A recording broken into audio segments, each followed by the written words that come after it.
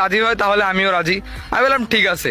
তারপরে খালারে গিয়ে কইলাম, খালা আপনার মেয়েরে আমি অনেক ভালোবাসি, যেহেতু আমার খালাতো বোন হন, মনে করেন যে খালাতো বোন যদি হয়, আমি যদি বিয়ে করি, সে তো আর বাইরে যেতেছে না, আমার কাছেই থাকতেছে। আর আপনারও তো অনেকটা উপকার হবে যদি আপনার মেয়ে সবসময় আপনার চোখে চোখেই থাকে, কি বলেন?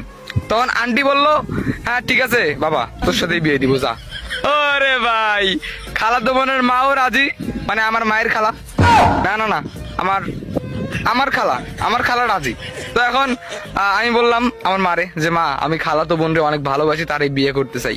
আমার মাও রাজি। উফ, সেই যাই হোক, এত সুন্দর একটা কাহিনী আজকে আমি স্বপ্নে দেখছিলাম, কিন্তু বাস্তবে আমার একটা খালাও নাই, আর খালাতো বোন তো দূরের কথা, কোনো মামাতো বোনও নাই।